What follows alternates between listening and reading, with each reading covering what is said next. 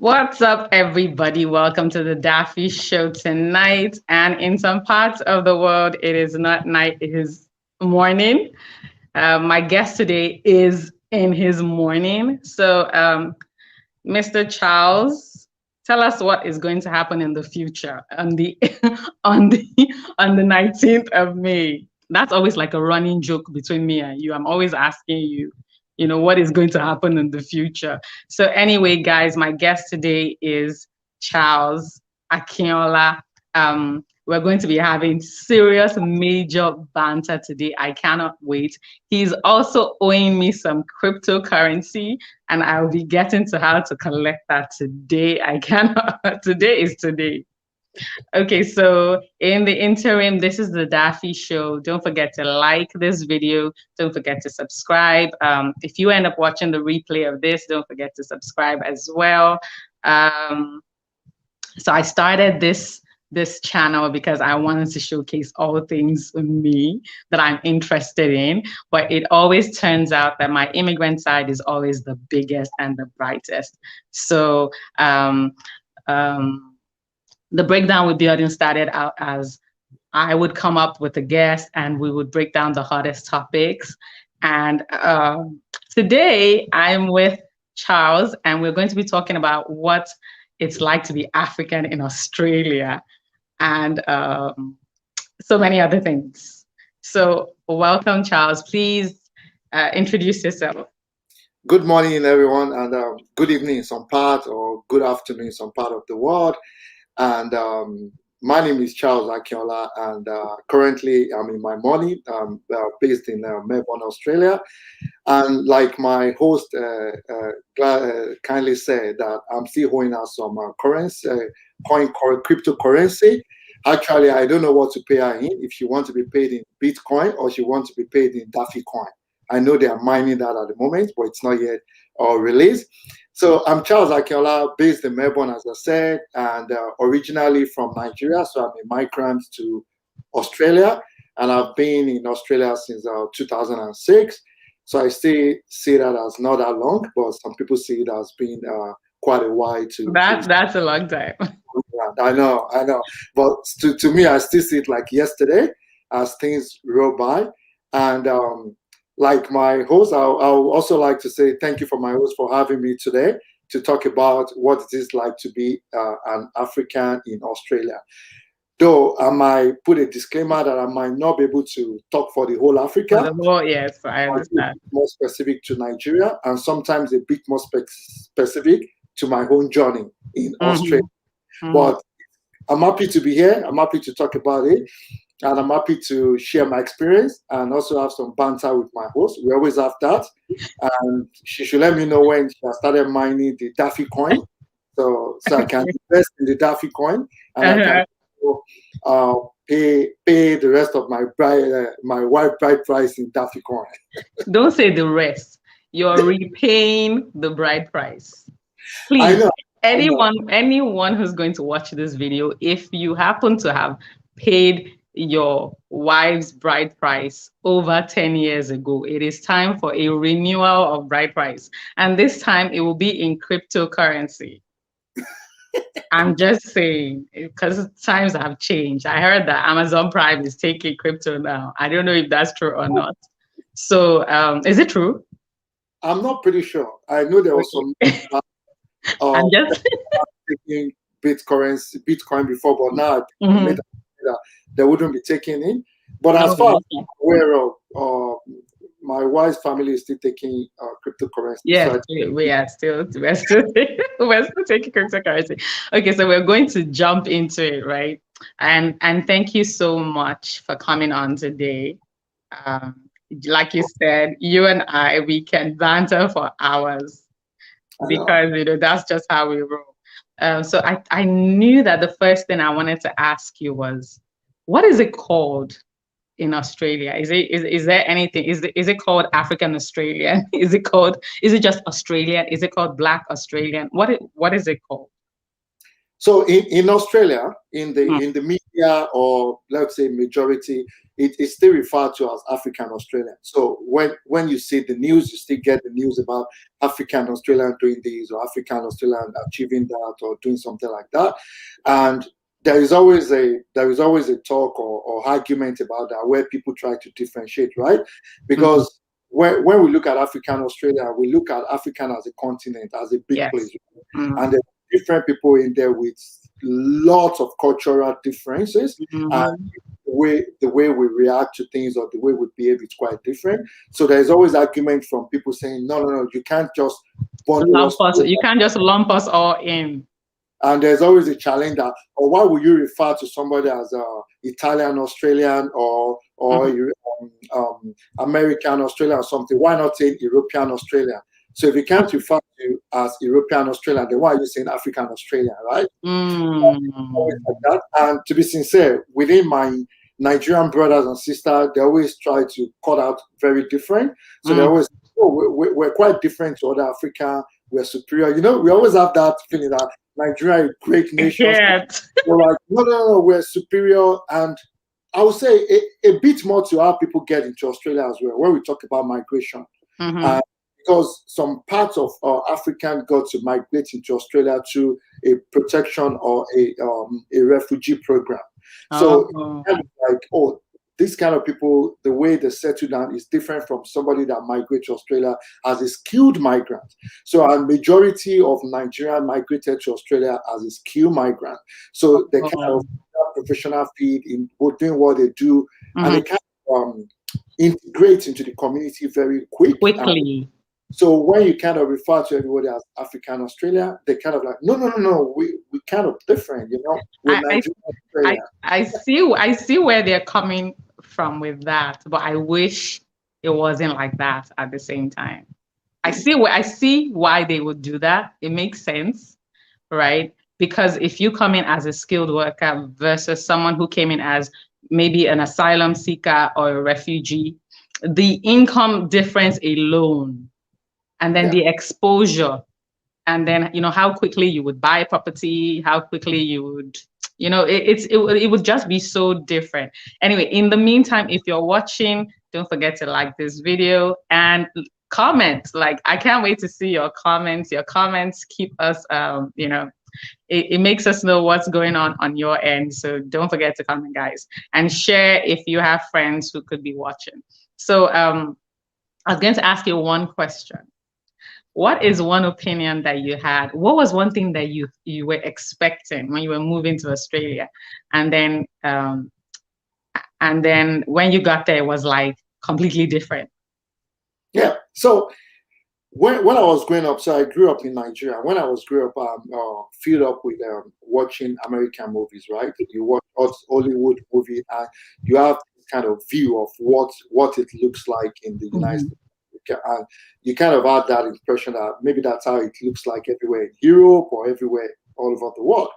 But coming to Australia, it's quite different when I landed, because it wasn't that same view you see in Hollywood movie, because like you see, movie from Australians are a bit different from Hollywood movies. So getting out to Australia is quite different. And in terms of the people and in terms of the way they kind of react. So I'll tell you this, what I've noticed about somebody from United States of America, like, they're kind of very open. If they don't like you, they will tell you straight away, I don't like you, right? They're open like that. But in Australia, it's a bit different culture where they kind of say, I don't like you, but I don't have to tell you I don't like you. I can still keep my opinion to myself and just walk with you and just live with you the way I am. So it's kind of different. So sometimes you don't get that straight cut. You know, it's good for you when you know he doesn't like me. I don't know how I'm going to behave around him. But when you know that, then you don't know they like you or they don't like you. And cultural shock was, there is what I always turn to in my early days in Australia as a fake smile. I think there's a lot of it in Australia. Smile to you, and you think, oh yeah, they're good with you, but deep down it's not the same. It's not the same. Things I was expecting that pure, straight, honest. If they don't like me, they'll tell you they don't like me. But I got to Australia, it's different. Even if they don't like you, they still pretend they like you. Yeah, true. I think I experience the same thing, but only with a certain race, usually. You know, with a certain race, I think that's just how, maybe that's just an upbringing thing for them, where they have to kind of hide. And so they're not like straight up. And if you're straight up, it scares them. It's almost like, what is going on? So I think it's the same thing you're talking about. Okay. So what is one opinion that you had, right, when you were moving? Wait, before I even continue, can I just like give you take all my hats off for your outfits? Thanks for that. Thanks for that. No, seriously, I had like you. You know, when I saw you, I started laughing. That was the first thing I did, and I was like, "You look so good. I love it. I African. love your outfit." Mm-hmm. And that's the other thing. So I work in a corporate setup and I do some business around of my home. But you know, like in the corporate setup, on Fridays we get to more like a casual day. And some of the Fridays I always go into the office with my Nigerian attire. I love it. Lovely, right? And I get a lot of comments around the office like, "Oh, Charles, you look nice. You look nice." But the thing that I've noticed about it is, even they tell me you look nice, Charles. I love this. I do this. But I've not seen any one of them say, "Charles, how can I get this outfit?" I was going to ask you, don't people ask you like, can I get your outfit? No? Not at all. They admire you and they say, "Oh, you look beautiful. That's lovely." But I've not got a question saying, "Charles, how can I get this?" None. Which is one thing I always. Why do you think that's happening? So what I always come to conclusion is the same thing I always have when I actually arrive in Australia is maybe they don't actually like it. Maybe it's fake. Because if they actually admire it, I would expect, because maybe I'm looking at my own opinion. If I like something, I'd like to have that too. Did you get that? Yeah. Well, none of them is going to ask like, "Charles, where can I get this?" No. Are you sure they don't think, maybe there's a part of them that thinks you will find it offensive? You know how people are always talking about cultural appropriation. Why would she, make her hair like that? Why would she wear that? That's for a certain race. Maybe that's, that could be. Yeah, I wouldn't think they'll take that as offensive, and this is the reason why. So a few times I've gone to the office with my Nigerian made foods like my jollof rice or my even sometimes I take the cassava flakes, which is gari, to the office and so can. And I've given some of them to try, and they've asked me, "Charles, can you bring more for us?" Or, "Charles, is there a Nigerian restaurant we can visit in the town?" And I usually give them the address. So if they could ask for that, then why can't they ask you for your where can we get this? Oh, I see. I put my business cap on. I always think, yeah, if I could influence them to like this, that means I could start selling it for them, and I could start making market for people back home to kind of be able to promote the clothes. And no, I knew before you even said it that was where you were going, because for I've known you for how long, and I know that is how you are. Somebody said your outfit is amazing. You're representing the true Nigerian, and applause. So thank you, Gbemisola Sharon. Let me share her comment. Thank you, Gbemisola. So this is what I'm going to ask this question as well, right?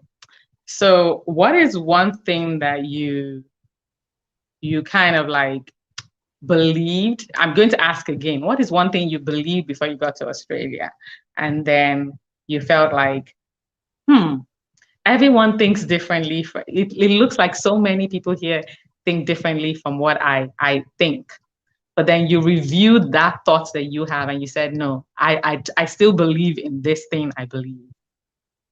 I don't know if, Yeah, okay, so for example, right? I don't think I will ever be okay with hearing that a guy asked a girl out on a date and they went out on that date and they split the bill. I will never be okay with that. Just, I don't know. Of course, I'm married. I'm not going out on any date to anybody except my husband, right? But I just can't imagine that somebody asked me out on a date and then we get there and then he's paying his half. I'm like, nah. So, that was just an example on my end. For you, what is one thing that, even though you've lived in Australia for years, you travel a lot. You travel to the States, you travel to the UK, you travel a lot, Canada, and but that opinion has still not changed. So there are a few things like that which hasn't really changed, and Okay. I will kind of agree with the example you gave. It stayed the same for me, right? It stayed the same even when from office we see people actually, oh Charles, do you want to go for coffee? And straight away my mentality is, you want to buy me coffee? Or we get there and you buy their coffee, I'm like, aren't you buying coffee? I was like, but I thought you brought me here. I thought you brought me here to pay. That stayed the same for me. That stayed the same. And even with the opinion of, for example, like when we throw party, I still have that Nigerian in me. When we throw party, I believe party is, yeah, I'm celebrating something and I want to come and enjoy. But most of the culture, like in Australia, they believe if you're throwing party, everybody still need to come with a share. And they start calling you up, what do you want me to bring? No, I'm doing a party. Maybe it's a birthday. I just wanted to come. Why do you have to bring anything? The things they will still bring wine or chocolate or something. Even in radio, they still like, even there is an advert for a Cadbury chocolate where it's like, oh, this is what you bring when your friend said don't bring anything. Like, you need to bring something. So it's always been in my culture, in my thinking and my expectation that, yeah, if I'm going to a party, I just have to go with myself. If I want to give a gift, that's fine. It's monetary gift. It's not taking what I am going to hit at the party to the party. It doesn't resonate with me. It takes a while before I started getting into that reading of going to a friend's party and taking something along. But even if I'm still going to a friend who is from Nigeria as well, I wouldn't take anything. If I just want to gift, I'll give cash gift, right? So that's still something that I expect. And after a while, I still see that it's still something within the Australia. So I've even seen Nigerians, right? I've lived in Australia trying to imbibe that culture, right? And they will still, I remember when I was having my first baby, no, my second child naming ceremony, and people keep calling me up, oh, can I bring salad? Can I I was like, no, I'm celebrating the birth of my boy. I just want you to come and eat. And and I kind of look like these people are from Nigerian culture. They grew up in Nigeria, so I don't expect them to be asking me that. I expect them I guess they don't want to assume, and then they would come. You know how it is. Sometimes you assume. Yeah, I get too, right? And so that's one thing that stayed there, and then just busting in and visiting a friend. It's kind of strange to me. Like they want you to have called them up and book. Like I'm going to visit you 2 weeks time. And calling them and letting them know. But naturally, I'm used to the culture of just go to your friends, knock their door any day, they welcome you. So things like that, it's still something I was thinking, my opinion, that it's not going to be like that. But I go to Australia, it's like that. But after a while, I still think it's not something that resonates with me as well. With you. Yeah. Okay. I love the example that you used because, okay, maybe wine. For me, maybe wine. If I'm coming, maybe wine, right? Or if you tell me it's a potluck and everybody bring your own stuff, I will my go-to dish for potlucks is moi moi. That's always my go-to thing. I don't do anything else, right? It's always just moi moi, right? But but only if you tell me to bring that. And the reason why I choose, so for anyone who doesn't know, moi moi is like this. It's like a bean pudding. It's made of beans and a little red and yellow pepper and, just some of that good stuff. But I chose that dish because it's not too spicy. So for people who don't like spice, it's not an excuse, So that's kind of like my go-to dish. But usually, I remember being very shocked when people say, oh, my birthday dinner, let's hang out for my birthday dinner. And then you get there and then you're buying your own dinner. I'm like, I'm confused. Why am I paying for my dinner at your birthday? But hey. The other thing that also shocked me as well is, even if you're asking people that, yep, it's a birthday dinner, you're taking them to the restaurant, and then you have to be very considerate in terms of their pocket. Yes. So you don't want to be taking. I get it. Yeah, it's okay, but you don't want to be taken to a birthday dinner and then they're giving you a bill of 350 because you have a 6-course meal. You need to consider my pocket before you take me to that, right? Everybody are not equal. So you need to consider people before you actually take them to a birthday dinner and you expect them to pay. And to what you talked about the moi moi, the bean pudding, it's very lovely dish that's very versatile. You can have a vegetarian option and you can have an option that, so we have different kind of level where you have 6 lives moi moi bean pudding. Yeah, so it's kind of have a different kind of level which you can take. You can have the extreme, which I always love, which my wife always prepared for me. That is like every lives, it's just into it. Everything is inside. Remembering that now, I would just like to observe maybe just 3 seconds silence, if you wouldn't mind.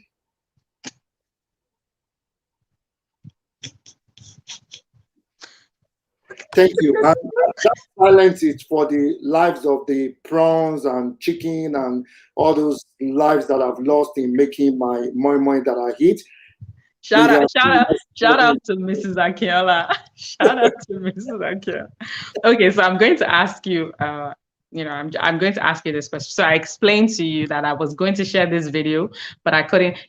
For you guys watching, please don't forget to like this video. If you haven't subscribed, subscribe, and keep the comments coming. I want to see your comments. Let's know what you think about what we are discussing. And if you have any questions for the guests, if you have any questions for me, let me know. So how is the African immigrant community on your end? And what issues do you think? I know we agree that you cannot speak for the whole, African community, but let's just keep it a bit wide, right?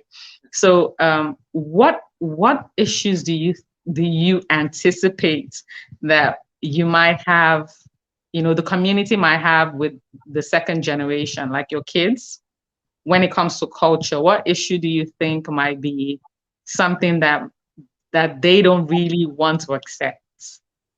Cool. Thank you. And before I jump into responding to that, a bit of a background to myself as well is I'm fully involved in the immigration community. So I'm a registered migration agent. And what that means is somebody who's knowledgeable in the way if you want to migrate to Australia specifically. So I'm part of the I call it hobby and I call it a side hustle, right? As that I do in terms of settling people down into. I don't know why I still don't know why you call it a hobby, because I know it's a full-fledged business and it's a business for you. So I don't know why you're calling it a hobby. But anyway, I look at it like that. So I enjoy doing it. Yeah. And what I enjoy about it is, when you see family come to you that they want to migrate, and probably they're struggling because when you have somebody in a country with a population of over 200 million, is a survivor of the fittest, right? And when they try to make it out and they see that there isn't that enough opportunity, and they could see somewhere like Australia where they could have opportunity to be able to grow. So helping them migrate down to Australia, and you see them after a year or two and they invite you, oh, Charles, can you come to our housewarming? We just bought a property. It gives you joy. You see them do well. It makes you happy. Like, yes, you've been able to help these people to bring them to where they could be able to take advantage of the opportunity that is there for them. And opportunities are equal for you to grab. So that's a bit of background about myself in terms of involving in that, and as well I involve in the community as well. So I was previously the PRO for the Nigerian Society of Victoria. Are you still the PRO? No, I'm no longer the PRO, but I'm still a member at the moment. So I've been the financial secretary a while ago, and I've been the PRO, and we've done some great things in terms of helping Nigerians that just moved to Australia to settle down, and as well as integrating with others. And you guys can party like crazy. You guys can party. We can take it to the next level, because there's this view about migrants, like you're migrating to this country most likely at your middle age, right? Mm. And middle age, you need to look after your generation in terms of your kids, right? So you Yeah. need to work times two compared to Mm. somebody that grew up in this country. So True. even we're looking at it from superannuation point of view. So superannuation, some people might refer to it as a pension, right? Mm. So you are just building your own at the mid age. Not so True. you need to work extra hard to be able to have something for your children. And that's one thing that they always look at that. So most migrants are more focused on work, work, work. So any opportunity for them to have that party time or relax time, we always try to encourage them and try to do the best we can. So that's why we sometimes focus on having things to be done in terms of a party or making them come together and share ideas and things like that. So now back to your question, which around what it is like for And what do you anticipate that second generation the immigrants, the kids will kind of like not be, you would have to kind of wrestle with them to accept the culture. So let me answer that first, then I'll go to what it is like settling down. So in terms of the next generation, I don't have a recipe to say, yep, I can give you this recipe and everything will be fine with the next generation. But I can share my opinion of what I've observed. It's going to be challenging. And the reason why it's going to be challenging is because people like me, or that have migrated to Australia when they are above 25 or something, or 20, there is a challenge between two cultures. Where do you fit in? Do you want to go the culture you were raised with, or do you want to go with the culture of where you are? We always hear when you're in Rome, you behave like Roma, right? Sometimes some of those Romans' behavior, it's something that you think it's like the complete opposite of your regular. I think the challenge we're facing is building that new hybrid culture. Yes. But I think that's where we need to go to. Because in our previous culture, there are things that are great, and there are things that we need to improve and change on, opportunities in that area. Yeah. In the culture that we're getting used to, that we're now living in presently, there are a few things that are great, that are good in that culture, that we need to take opportunity and bring on board. And there are things that need to be improved on, right? So in terms of merging the two together, that's the challenge that we face as a parent. And while we're doing that as well, we don't have that as a full-time job. And that needs a full concentration.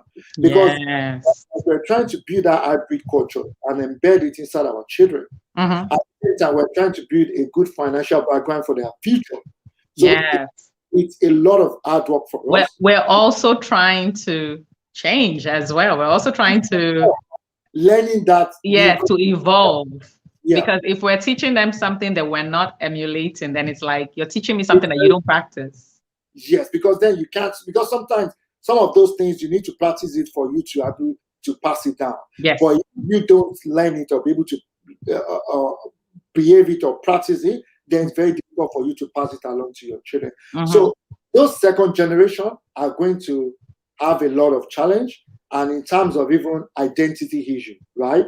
Because sometimes they ask the question, so because I was born in Australia, I'm raised in Australia, I have an Australian passport, then I still go out there and people still refer to me as an African Australian. Why can't I just be Australian? My first son, whose name is Nathan, always asks me this question, like, why do I still refer to myself as a Nigerian? Daddy, why do you still tell me I'm a Nigerian? And what makes me a Nigerian?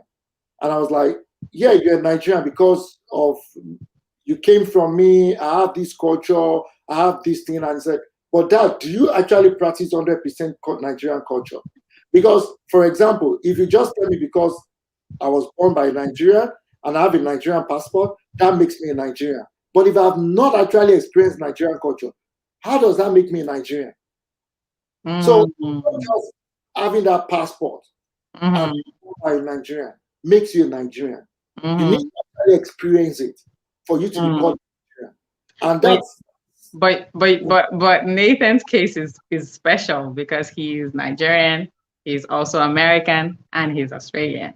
So we always tease you about it, like when is he going to come here? Because he's going to end up being a congressman here. You need to release him. We always tease you Yeah. about it. But I can only imagine, because my son asked me the same thing as well. He's like, why do you say I'm Nigerian American? Why can't I just be American? And then it starts this whole, and I'm like, you're American. It doesn't also take away the fact that you also have a Nigerian heritage. And I can't force you to keep them both, but it would help you to have them both. But I understand that they will go through times where they will just want to question everything that they're told, right? So Because when people still see them out there, right, they still refer to them and they're like, why can't they just take me as an Australian? Why can't they just take me as an American? Why do they still have to attach it? What is it that they see? Even that some of makes those children don't even have a Nigerian passport. mm, I think a lot of my friends, their kids, they don't have a Nigerian passport. They don't eat Nigerian food. They don't have Nigerian culture.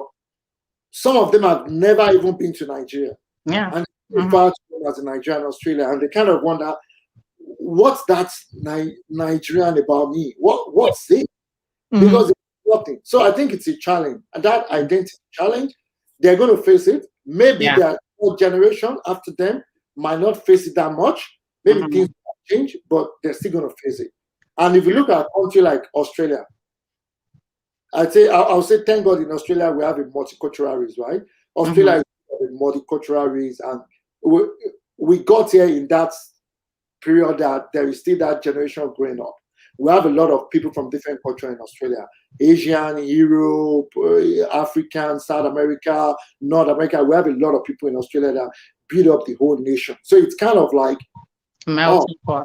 from the Aboriginal, who are the main Australians, everybody like, we're here as a migrant, and we have to live together in peace and harmony and understanding. So it's going through that second phase with those challenges and building the resilience for the children to be able to understand that that's something they need to overcome, and then having that hybrid culture which we can pass around. And taking from like what you said, we need to be able to understand it ourselves, practice it, so that we can pass it down across to them. Yeah. And then on it. There are good things in our culture, there are good things in our culture that they need to learn. So those are the things that I think for the next generation will face. A lot of things, even like language. Yeah. Like having that second language, it's great, it's good, but sometimes it's challenge letting those kids to learn it. And even ourselves as well, we don't speak it most of the time, so they don't get to pick on it. But after other cultures that actually speak it a lot, and they learn that even before they learn English. English, it's a giving. They're living in a giving. They will know how to speak English language. Yeah. What you learn is that second language, which is really great, which is good. But I think, sorry, I cut you off. I was about to jump into the second question about like getting into Australia and settling down. What I think the challenge they might face. Certainly in Australia, like I said, from my experience, Australia, or from my view, Australia is a multicultural country where we have different multicultural ethnic in Australia. So it's going to be good settling down, easy to settle down, because everybody understands we're from different places. So they kind of know we have our differences. We just have to learn to live with each other and our differences, and they kind of respect your culture as well. So which is good. And in terms of growing up here, there'll be some different cultural approach or different approach to how things are done that you might see different. You just have to learn. But as long as you learn it and you're hardworking, I think it's Australia is a good country to grow up. And I don't know if I can say this on your program. I still prefer Australia as a place to grow up than America, because you don't have the issue of the gun or somebody just randomly going into the schools and shooting. It's kind of later in school, nobody's going to come to that school with a gun and start shooting. I pray so. Never. But what you said is you are so right, because it is every parent's worst nightmare to ever, get a call like that. And they would say, oh, a child's school. You're like, what? I can't imagine. right? Because even for me, I remember the first day I was at work and they had this drill. Oh, if there's an active shooter, this is what you do. This is where you hide. And in my mind, I'm like, how did we get to this place? So I cannot imagine. And they're doing it in schools too. So just we're trying our best to shield these kids from the ugliness of life, but then it's like life is pushing them, to see it. So I guess it's just the way things have changed now. Okay, so um I was going to ask you about the dating culture in Australia, right? So I think I have like two, three questions. Yep. What is the difference? So you've lived here partially, like because of your family. Sometimes you have to come and go. And by here, I mean in the States where I am. What would you say is the difference between the way people date in the States versus the way people date in Australia? Do you think there's any difference from what you've seen? So, though I've not, No differences. I would say a bit of different, which is to what I've observed about things as well. So, people are more open and honest in America compared to Australia, right? And that also works its way into the way people date in Australia as well. Okay. So one quite of a different, I'll tell you, which I think Nigerian style looks a bit more like United States style compared to Australian style. I have a friend that actually experienced that. That was like in 2007 or something. So in Nigeria, we're more open. I wouldn't say lousy, but we're kind of like, I was going to ask you that. Somebody said Nigerians are loud, and since I heard that, I've been thinking, wait. And the person said it in a very bad, like in a bad way, and I was thinking, wait, are we that loud? Are we obnoxiously loud, or are we just funny loud? So okay, I'll ask you this question. That might answer that. Okay. At any point being told that you're yelling in an argument? No, it wasn't even in an argument. You were not yelling. It wasn't even an argument. Yeah. We were just talking. Yeah. Were you yelling? From your point of view, were you yelling? No, I was no. That's it about Nigeria. And when you get to places like in Australia, when I talk sometimes, people are like, you're yelling. I'm like, no, I'm just talking. But people take it like that. So that's why sometimes they kind of say, yeah, we're lousy or we're loud. So if they want to be nice, if it's a nice person, they say, oh, Nigerians are loud, proud and loud. Or if it's not somebody that's nice, they say Nigerians are lousy, No, I've never had anyone say Nigerians are lousy to my face. I would take offense if somebody used that word. I'm not even going to lie. And then they will see all my loudness will show up in that conversation. My talked about the comparison. So in Nigeria or in America, you can walk up to a girl and admire the girl and talk to the girl, right? On the street, you can do that, right? Yeah, but here in the States now, they're saying the girls are saying they don't want that anymore. Yeah. So that's one thing that I noticed. Like in Nigeria, you can't do that. Yeah. But in Australia, you can't. I've had a friend, I think that was in 2007. We used to work together. He walked up to this girl on the street. I don't want to give you the rest of the story. He hates himself that day. Because it's more like you are harassing. That's the way. But he's like, no, I'm passing compliments. Please let me cut in because you really brought up something that is very important, right? If you're a man, and that's where like I heard that Norway, if you are an asylum seeker or you migrate to Norway, they will put you through some classes about women empowerment. They want you to understand that no matter how a woman dresses, she still needs to be respected. Even if she's wearing underwear, it's not an excuse for you to harass her. There's a way to talk to her at work, kind of reorientating their minds. I don't even know if that word is correct. Kind of like, just changing the way they see women. Because to some of those migrants, if a woman is not covered up completely, she's not a respectable woman and she deserves to be harassed. So they have to start like teaching them all over again. And I'm just thinking, for someone who migrates from a country like Nigeria, or even from some parts of the States where you see a lady who's looking good, you're like, you look so good, can I have your number? And then you move to a country where if you say that, that's considered harassment. I feel like you would be worried about how to ask a girl out. Yeah, I think the issue with Australia, so there is a program which they call AMEP, as an Adult Migration English Program or something. So Uh, it's a program that the government, because when the government starts bringing in people from refugee or protection visa and things like that, they realize we need to put something in place to integrate them into the society. You know what I mean? Like, you're bringing somebody that have always been in the war front. They're agitated and things like that. You're bringing them to a society like this, then you need to integrate them, right? So there is that program which is meant to provide such education piece into how to integrate, into how to live in this society. But the problem with that program was it's more termed like adult migrant education program for English. So when most of the migrants, especially from skilled migrants from Nigeria, when they get to Australia, they say, oh, there's this English program you have to do. They're kind of like, I know how to speak English, why do I have to go there? And that's the misconception they're giving that program. That program is meant to teach them all this way of life in Australia. But because it stands as an English program, so they think it's about language.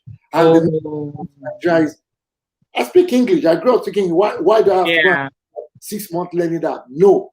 And that program is free of charge that the government has provided, but most people don't do it because of it. They don't, because they just thought, nah, it's oh, that's good. Thanks for that comment. I'll tell you. So they don't go for that program. Thank you, Jem. That's So but is it possible that you could write your congressman or someone and just tell them, can you change the name of this program? Because honestly, and I know that my friend in Canada, she's been on the breakdown before. She told me that they have something like that as well in her states. I don't know if they're called states, but like I think she lives in Alberta or something, that they have that. When someone just moves, they take them through those classes. I think I never got to experience anything like that, And the thing about that is, if you come into a country and you don't go through something like that, you start to get a lot of untrue, information or old information that's no longer current. And it can really change your trajectory in your new country. It can really change everything that you do. People will tell you, oh, the only jobs that immigrants would make money doing is this, or if you're feeling some kind of way, you're feeling depressed, if you talk about it, you'll never get a job, or you get so much information that's not actual fact. And it can just change your experience in whatever country that you live in. So you're very right. That's true. So one of the things that we tried to do when I was on the executive of the Nigerian Society of Victoria, so we kind of tried to do like a sub-program where we kind of introduce the migrants into the community. And this is not about, we let them know it's not about language. We know you can speak language, but it's more about what are there in this society. Because one thing is, information is power, right? Information, you get knowledge from it, and from knowledge you get power. And every time people don't know about some information that are out there. And if you don't have those information, you don't know about this opportunity. And like you said, when you start hearing hearsay, like, oh, it's only this job that you can do to make it, it's only this job that they will employ. Sometimes when you start staying with people that are telling you that you can only fail, you can only fail, you can only fail, my dear, you're going to fail. Yeah. So you move to people that will kind of encourage you to be able to say, yep, you can try it, you can do it, you can be the first person to break, even if nobody has done it. Maybe you're going to be the first person to break that link and be able to be first successful in that area. So you need to be out there, listening to the right information, digest it, and go out there and try to do as much as you can. Don't let anybody limit you. So as Nigeria Society of Victoria, we try to put our program out there saying, this is how you can integrate into the community. This is how you can get a lot of information. And that has really helped sometimes.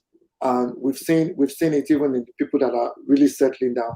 We've seen new migrant from Nigeria breaking new grounds, achieving a lot of goals and things like that.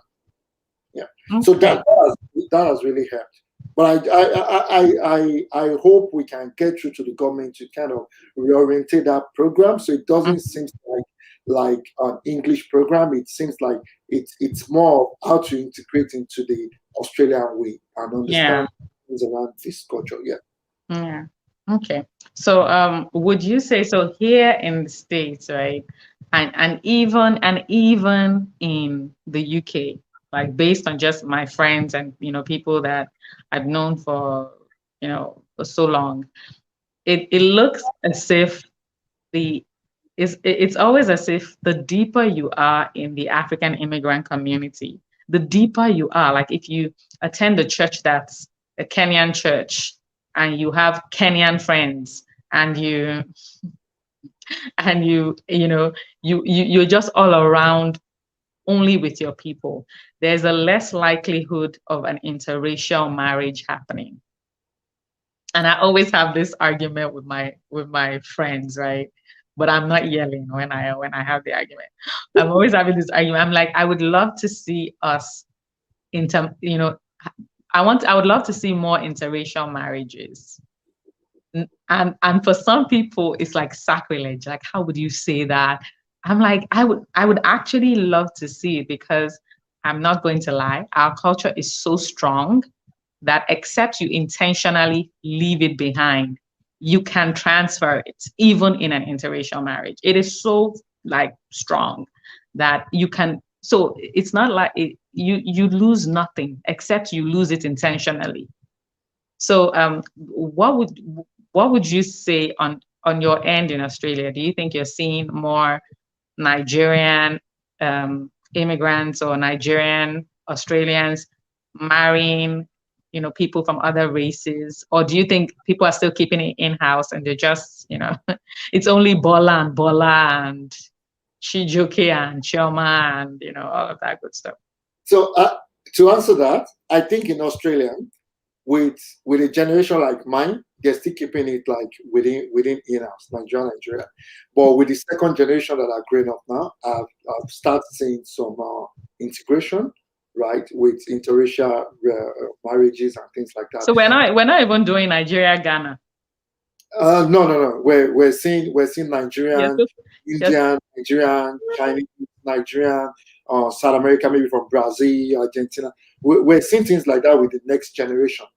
But when we're looking at the bigger picture of saying, okay, this is an opportunity for us to grow or to spread our culture, to kind of because it's really strong.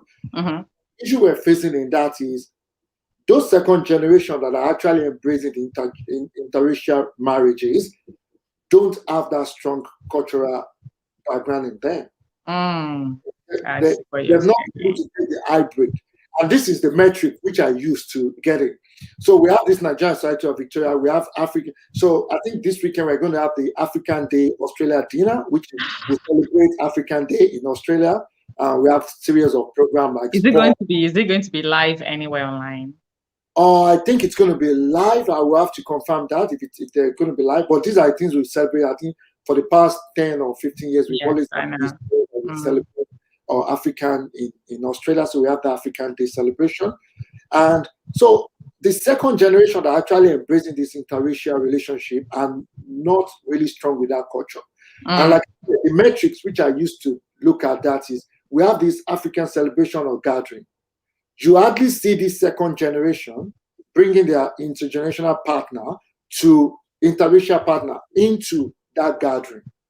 So when we have this celebration of Nigerians or Africans coming together, the ones you see are the few ones in my own generation that have interracial relationship, bringing their wives or bringing their husband into that gathering. And you can see that, yes, truly our culture is strong because they come, they eat our type of food, they dress like us, some of them even speak Igbo or Yoruba. So you can say that truly our culture is strong. These people could take it on, right? But then when we talk about the second generation that are really embracing the interracial, they are not really taking that culture on. I think most of them, I wouldn't want to use the word like they're lost to their culture. They kind of doesn't bring them back or try to integrate So, that. so I feel like we kind of agree on the fact that we haven't figured out how to do a transfer that isn't forced. Mm. Like transferring a love for our culture that isn't forced. I follow some Asian handles online.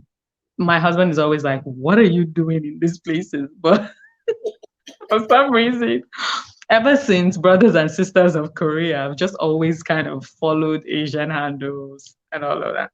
And so I found out that, most of our Chinese peers, Chinese American, Asian American peers, they used to have like a Chinese school, like during summer holidays, when we send our kids to go learn how to swim and they go to YMCA and they would take them to something called like Chinese school, and there they would speak only their language to them. Only they would do things only in their culture Yes, to them, and so that helped them to, you know, and then they made friends that they would originally not have made at school. that's cool. So and I was like, that sounds really nice. That But was up in Australia as well. that sounds, oh, really? Yeah, they have all, the Chinese, the Indians. They have this school they take their kids to during summer program and all these things. They even do shopping and things like that. And we realized that in so under Nigeria, we also have another group which is called Yoruba Association of Victoria, right?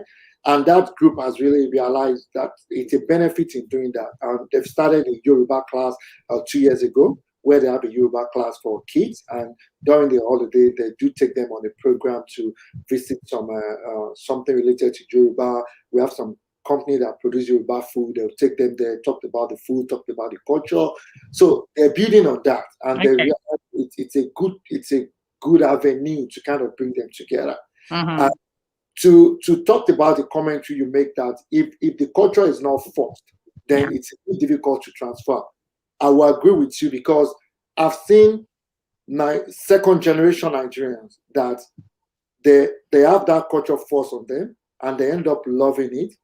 Those Nigerian second generation does not embrace interracial relationship. They end up marrying a Nigerian. I've seen some of them, they go back to Nigeria and bring a Nigerian or something. So they don't end up to like learn that, love the Nigerian culture, then go into interracial. And then be open. It seems like when you're trying to let them learn that culture, it seems like one of the key figures to is you need to marry a Nigerian. That's part of their culture. So, so there's a lot of loss of opportunity in that area. The ones that are second generation that embrace Nigerian culture, either by force or by love or something, they end up marrying a Nigerian. At least, I'm still happy that at least we've spread our wings. We're no longer saying you're Yoruba, you must marry Yoruba. You're from Osun State, you must marry only people from Osun State. So I think the progress is happening. The progress is happening. So so I'm so glad that you were able to come on today. And if only people knew what a sacrifice this is for you. So I'm so grateful. Thank you so much. Now over to the last question that I have for you before we wrap up. It has been over 10 years since you came and you prostrated and you took my sister away to your house. And we collected the bride price at that time. But because of inflation, cryptocurrency has now come out. Bitcoin and all of the coins that have, so I'm the official messenger to you to tell you that we need a new and improved bride price. Okay. And we are now waiting for your family members to let us know your offer. Let's know your offer. Okay, that's good. That's good. And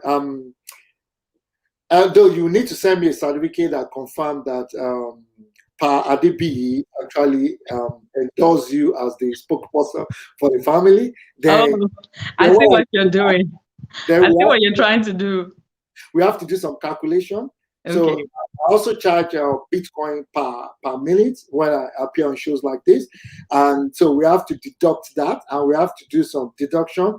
And to be sincere, if I have to look at the value as well, I don't think there's any value I can place on Oh, the shout out to, okay. paying. So I Go, just think Mr. Charles. take me as a slave for life, and I just have to keep paying and paying and paying because every day she brings wonderful things into my life and make me smile and make me happy. So I don't think it's something that I can finish paying. But if you say you want to do the payment every 13 years, let me know the calculation of what it is in Daffy coin for the past 10 years. So I'll pay that, and then I know I'll have to start working out for the next 10 years again. Yes, and let's keep that arrangement. Every 10 years, we'll ask for a renewal of bride price. Okay. Yeah. So thanks everyone for watching. Please, if you haven't liked this video, like this video. Don't forget to subscribe to the Daffy Show. There's a whole website, www.immigrate.life. I'm so glad to have Mr. Charles Akinola today. He is an IT professional. He is also an immigration consultant or a migration consultant, and he does so many other things for the immigrant community in Australia. I know he has businesses in other places. He loves to travel. He loves surprises. He's a very interesting person. So, Charles, tell us how we can contact you if anyone wants any information on like migration to Australia or anything of that nature. Yeah, I think I didn't add that to the part of my introduction. So, like you said, I'm an IT person, so I work in the IT risk environment for a financial institute, and that's part of my corporate lifestyle. And then my other lifestyle is around the immigration, migration for people that want to migrate to Australia. So I have an organization called Access Australia Migration and Visa Services, so AAMVS. And our website is www.amvs.com.au. And we can be reached, or my personal email is charles@aamvs.com.au.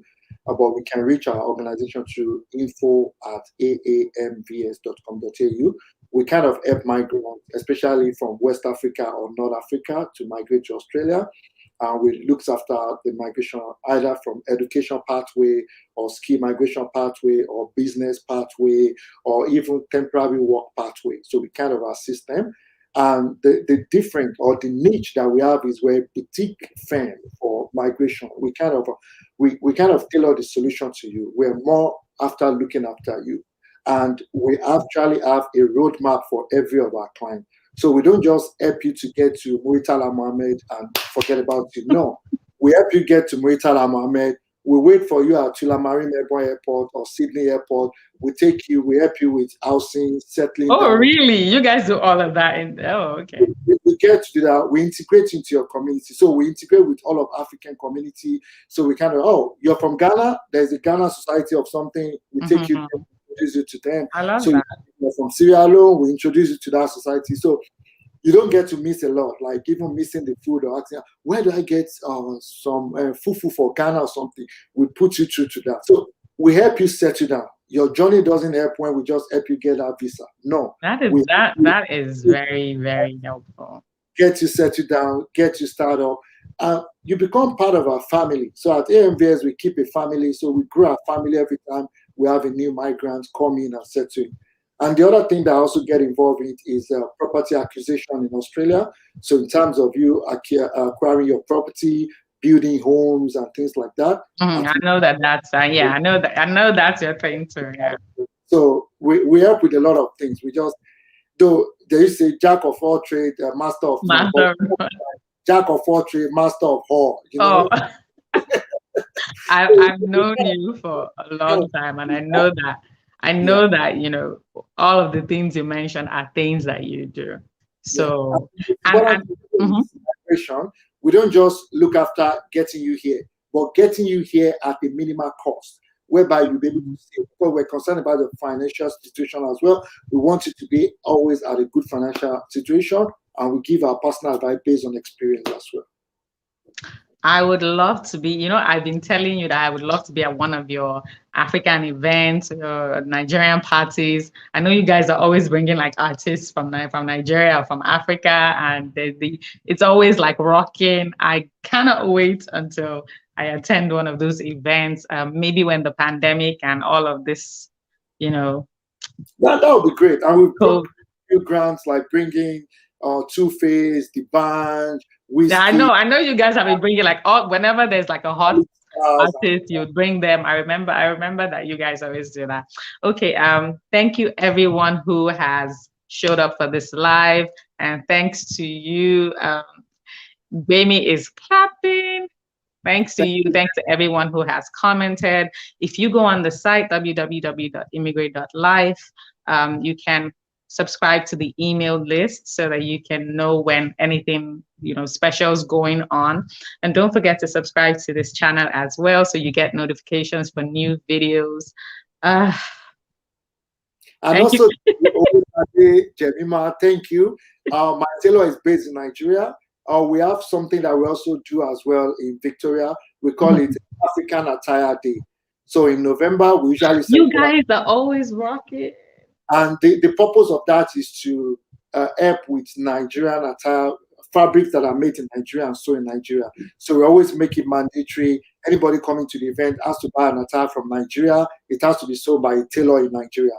We're trying to help that industry in Nigeria. And we've done it 2 years in a row now, and it's really good. And we've had feedback from the tailors in Nigeria, how we're bringing business. bringing them business to be able to grow as well. That's awesome. My tailor is based in Nigeria. I can give you that. You can get the contact from my special in-law. And I know that the person who does this, and I know the person who does your outfit, she's very good at making this fabric ashoke and it's very soft.